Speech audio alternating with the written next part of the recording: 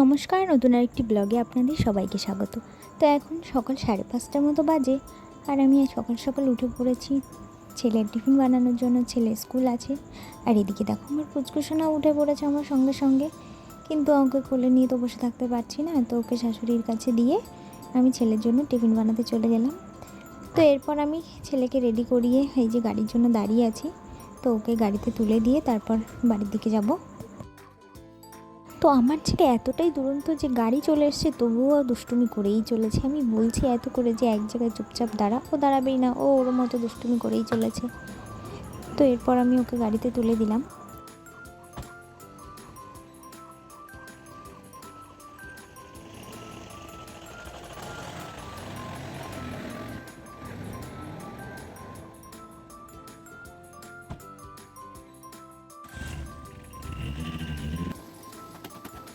তো এরপর ছোটো ছেলেকে খাইয়ে ঘুম পাড়িয়ে রেখে কিছু জামা কাপড় ছিল সেগুলো কাচতে আসলাম। তো ভাবলাম একবারে জামা কাপড়গুলো কেচে ধুয়ে স্নান করে নিই। তো এখন বাজে বেলা 11টা, আর ওদিকে শাশুড়ি মা দুপুরে রান্নাটা বসিয়ে দিয়েছে। তো রান্নাটা ঝামেলা নেই আজকে আমার। তো রোদের এতটাই তেজ যে রোদের দিকে তাকানোই যাচ্ছে না। আমি কোনো রকম তাড়াতাড়ি করে জামা কাপড়গুলো মেলে নিচে যাওয়ার চেষ্টা করছি। তো এরপর নিচে গিয়ে ছেলেকে আবার স্নান করানো আছে, তো ওকে স্নান করাবো।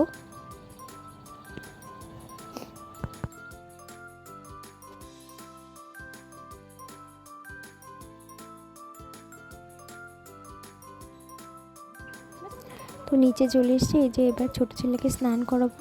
তো ও স্নান করতে খুব ভালোবাসে। এই যে জল দিচ্ছে, ও চুপ করে বসে আছে, একটু আওয়াজও করছে না, আর খুব আনন্দ পাচ্ছে ও। তো ওকে বেশি জল লাগাবো না, তো ঠান্ডা লেগে যেতে পারে। তো স্নান করিয়ে ওকে ঘুম পাড়িয়ে দেবো। এখন 12:30 মতো বাজে। এরপর আমি লাঞ্চ করতে চলে এসেছি। তো আজকে বেশি কিছু হয়নি, মাংস আর চাটনি হয়েছে আমের। আর এদিকে খাওয়া দাওয়া করে গিয়ে ঘরে গিয়ে দেখি আমার পুচকু সোনাটা উঠে পড়েছে, ওই যে খেলা করছে একা একা। তো এখন সন্ধ্যা 7:30টার মতো বাজে, আর আমি চলে এসেছি চা বানাতে। তো সবার জন্য চা বানাচ্ছি, আর ছেলেকে শাশুড়ির কাছে দিয়ে এসেছি। তো এই সুযোগে আমি রান্নাটাও করে নিয়েছি, আর এদিকে ছেলের জন্য একটু ম্যাগি বানিয়ে দিচ্ছি।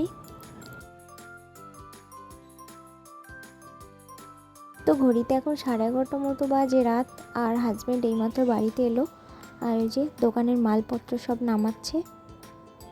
তো আজকের ভিডিওটা এখানেই শেষ করছি, দেখা হচ্ছে পরের ভিডিওতে। ততক্ষণ ভালো থাকুন, সুস্থ থাকুন, আর ভিডিওটা যদি ভালো লাগে অবশ্যই একটা লাইক করে দেবেন। দেখতে আপনাদের কেমন লাগছে অবশ্যই কমেন্টে জানাবেন।